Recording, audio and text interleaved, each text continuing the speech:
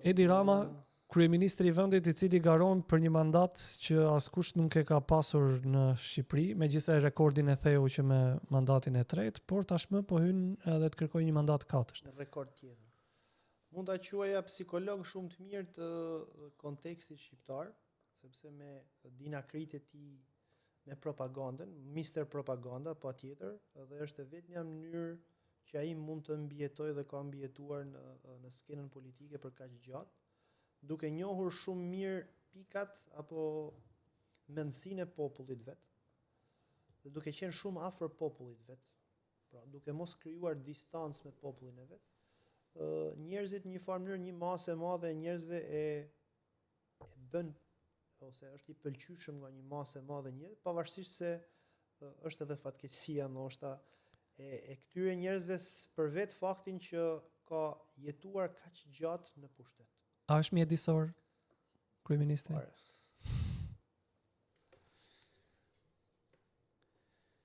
Kryetari i opozitës që dukshëm është po aq gjatë në politik, zoti Sali Berisha.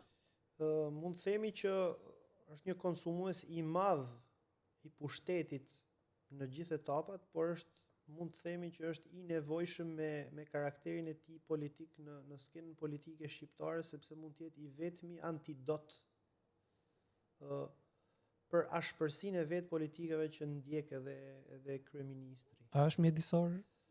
As Sali Berisha nuk është mjedisor dhe kam edhe një këshill në fakt, duke qenë që unë mund ta them që jam në kuptimin e kësaj jam opozitar, nuk duhet heq dorë nga ndërtimi i hidrocentraleve, sepse ka bërë një premtim që duhet ta kthejmë në superfuqi energjetike të hidrocentraleve. Shqipëria ka kapacitete që të kthehet në një fuqi energjetike, po me panele fotovoltaike, të diseminuara në territore të ndryshme dhe jo të përqendruara në territore specifike. Një tjetër i arrestuar në kampin e opozitarëve, le të themi, por që liria ai nuk mund të ai ndodhet në burgim edhe është një nga figurat e themi të politikës shqiptare që ka probleme me strukturën e posaçme të krimit të organizuar spak. Mund ta paralizojë me vetë tranzicionin e politikës, si e nisi e bitisi. Nuk është e nisi kryeministër, po për të bitisur. E nisi kryeministër, po si përfundoi me problemet korruptive e tjera që në fakt ka hasur gjatë gjithë rrugës së tij dhe trajektorisë së tij politike, është thjesht konsumues, ishte një konsumues pushteti dhe asgjë më shumë. Ish lideri i opozitës, Lulzim Basha, dukshëm që tashmë ka gjendet në fushat dhe po këmbejnë edhe mesazhe me kryeministrin e vendit. Mund të themi që do ta marr në dy rrafshe. Në rrafshin në kontekstin atë që lidha për shembull kryeministrin në kontekstin e afërsisë së mendësisë me popullin, kjo është shumë i largët. Dhe kjo e ka bërë një lojtar të dobët në jetën politike të vendit, pavarësisht se mund ta kishte stofin që në një situatë tjetër politike mund të ishte goxha domethënës për jetën politike të një vendi më normal. A ka qenë mjedisor? Në politikën që ka ndjek, në ato pak kohë që mund të ketë pas pushtet, jo, nuk ka qenë, se ka qenë edhe kryeministër i infrastrukturës në vitin kur është ndërtuar vepra e madhe e rrugës Kombit, po ajo ka qenë thellësisht jo mjedisore edhe në kuadër të rigjenerimit të mjedisit që i duhej i bë në fakt. Si aks kombëtar. Një tjetër garues dhe lider politik nga do ta gjesh në fletën e zonës tënde, Tom Doshi, Partia Social-Demokrate, e cila ka ambicien për të fituar, le të themi siç ai shpreh 6 mandate. Mendoj që në fakt i ngjan shumë përshkrimi që i bëri për Ilir Metën, po ky ka një dozë më të lartë të korrupsionit që në fakt flitet shumë, po nuk perceptohet nga organet ligjbatuese, që është shitblerja e votës, dhe i vetmi instrument që unë lexoj në në kuadër të kësaj force politike është shitblerja e votës, megjithse kohët e fundit ka filluar që ta mvesh këtë lloj politiket me figura pak më të pastra dhe figura që kanë më shumë kontent ose përmbajtje. Është e rrezikshme apo pozitive? Është e rrezikshme. Është e rrezikshme sepse bërthama do ngele njëjta. Një tjetër lider politik shpesh e them me miq që raporti midis popularitetit dhe votave është dramatik. Është ndoshta lideri që i afrohet më shumë kontekstit shqiptar. Prandaj është i pëlqyeshëm, po nuk është i fortë mjaftueshëm që t'i përkthejë në vota.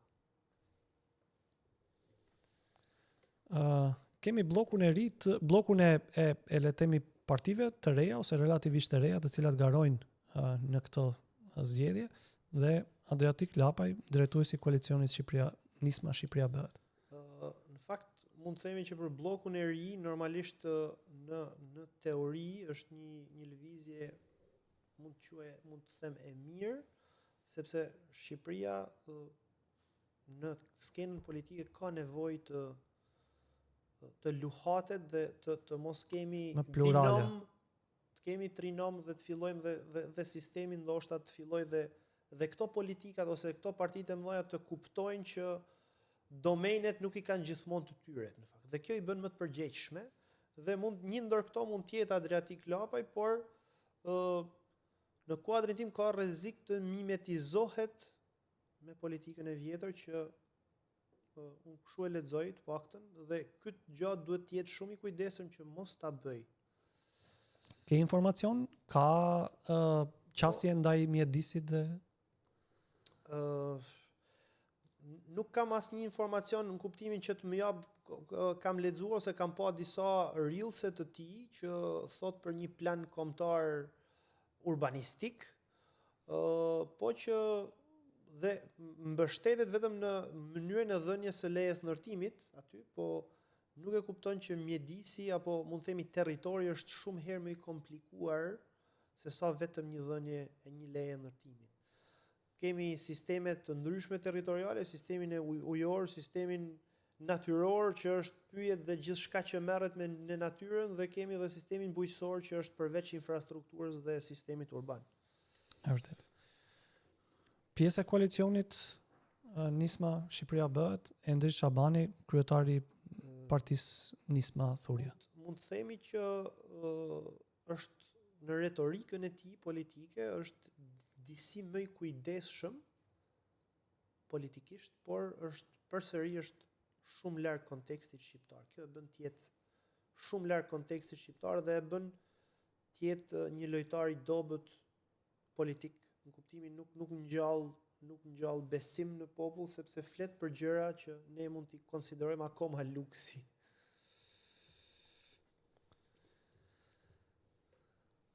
Agron Shehaj? Agron Shehaj mund të themi që unë nuk jam shumë pro lëvizjes së tij, duke e gjykuar tek fillesa. Pra, shanset më të mëdha për të ndryshuar, për të sjellë njerësi në politik, përsëri do jenë nga forcat e mëdha ose nga forcat tradicionale. Por lufta do të jetë e brendshme më shumë se e jashtme, që këto forca të ndryshojnë në brendësi të tyre.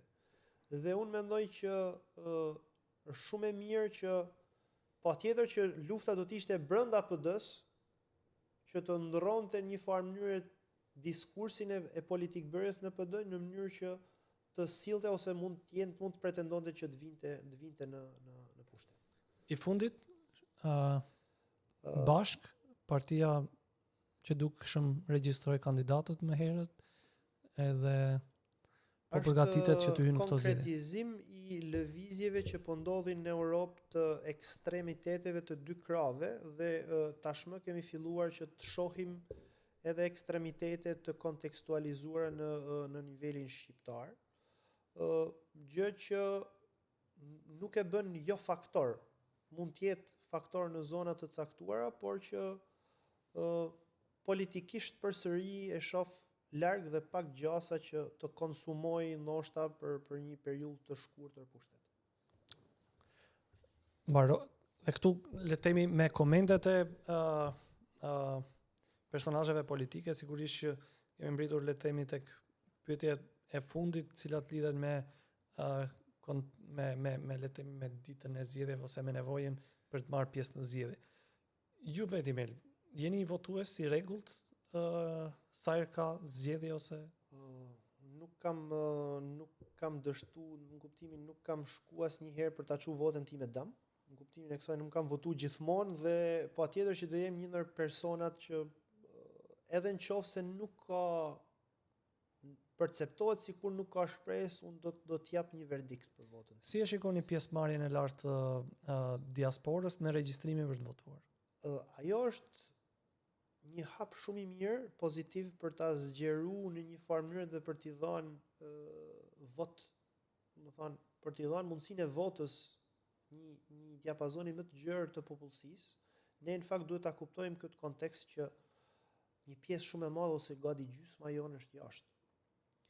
Dhe në këtë rast jemi në këtë kontekst edhe këto persona duhet t'i japim mundësi që pse jo të japin votën e tyre për vendin e vet, sepse ka një gjë, ato mund ta shohin ndoshta edhe më mirë, por ndoshta edhe më keq në fakt. Pra mund të jetë shumë e polarizuar ideja e kontekstit. Këtë nuk e dim akoma, po presim rezultatet që ta kuptojmë. Presim rezultatin, por qartësisht është një gjë pozitive që po ndodh për sa i përket votës së diasporës. A është mënyra apo modaliteti i duhur? Unë them që këtu kishte probleme në procesin e regjistrimit, sepse nuk duhet që të regjistroheshin vetëm ato persona që kanë një letër njoftim shqiptar, po duhet të ishin edhe tjerë, po kjo duhet hajde të gjejmë pastaj mënyrën dhe apo modalitetin e dikush është interesante se të gjithë që kanë pyetur nuk din se si ta lexojnë pjesëmarrjen e madhe të votës le të themi diasporës për të votuar. Dhe të gjithë janë duke pritur se si do jetë rezultati i votës së diasporës për të dhënë një përfundim të tyre. Po un kam frikë që ne mund të bëhemi subjektiv. Nuk e di tani. Mendoj që nëse vota e diasporës do shkojë le të themi për të konfirmuar ata që janë dhe mbështetësit e tyre do thonë që diaspora është nga inteligjente. Ndërkohë që ata që nuk morën votën e diasporës do thonë që e shikon vota e diasporës është më keq. A mos po tregojmë pak cinik në mënyrën se si po mundohemi ta bëjmë një pjesë të mirë të shqiptarëve që do votojnë dhe për ta futur në këtë lojën e tranzicionit shqiptar që jeme ne, si jeme ne, si. Nuk duhet ta shohim vetëm në kontekstin e një palë zgjedhjeve. Duhet ta shohim në kontekstin në trajektore pak më të gjatë. Dhe unë mendoj që personat më të pa influencueshëm dhe që e shohin realitetin mund të jenë pavarësisht se janë larg mund ta shohin ato. Dhe ti bën gjithmonë diferencën shumë të madhe që ke me vendin ku jeton me vendin që ti ke ardhur. Dhe kjo unë them në qoftë se me atë që unë lexoj kjo i bën ato në fakt një farë mënyret edhe votë të pa influencueshme nga mënyrat e pushtetit. Pavarësisht se pushteti apo në këtë rast edhe të dyja mund të them edhe opozita po mundohet të shpik mënyra që ato t'i fusë në presionin e politik një farë mënyret, po nuk mendoj që ato hyn kollaj në presionin politik të forcave politike dhe do e japin votën pra atje ku ata mendojnë realisht që është e mira për ta.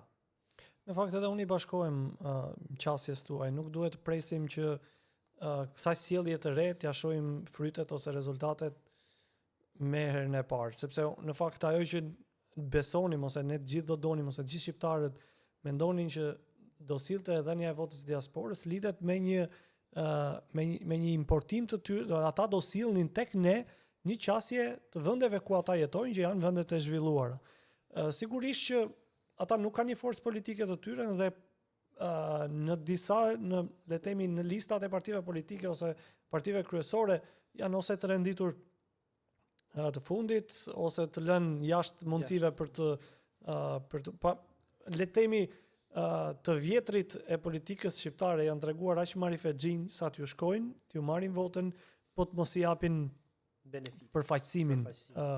Por gjithsesi, kjo është një element që mund të rezultojë shtrenjtë, mund ta paguajnë shtrenjtë. Gjithsesi kjo mbetet për tu parë dhe ne do duhet që ta lexojmë. Duhet ta lexojmë sepse është një pikpyetje e madhe dhe askush nuk tregon, mund të themi, një diagnozë që i përafrohet margjit që si do votoj diaspora.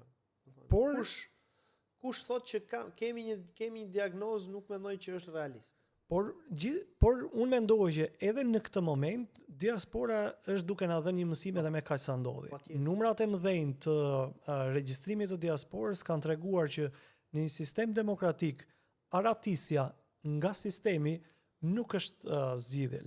Edhe ajo që ne shpeshherë bëjmë që mungojmë në proceset e votimit dhe të zgjedhjeve.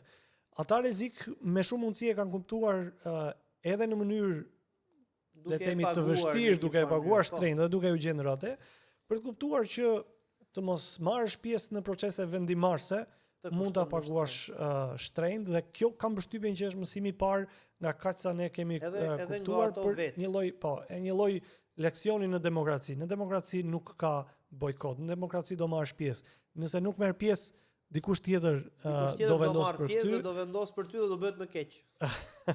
Kështu që edhe me këtë mesazh të nevojës për të marrë pjesë në procese demokratike, unë të falenderoj që ishe pjesë e këtij komunikimi së bashku edhe me ndjekësit e qendresës, edhe sigurisht për kohën që ju i dedikuat këtij komunikimi. Faleminderit shumë, ishte kënaqësi të merrja pjesë në mikrofon. Shumë faleminderit, miq, ne bashkarisht do takohemi sërish me çështjet jo vetëm zgjedhore, por edhe zgjedhore për shkak të kontekstit, por me le të themi me personazhe të cilat përbëjnë vërtet interes dhe vlerë në përqasjen dhe në shfaqjen e opinioneve dhe qëndrimeve të tyre. Kështu që duke shpresuar që të shihemi në komunikimin e radhës, unë ju përshëndes dhe ju falenderoj që na ndoqët.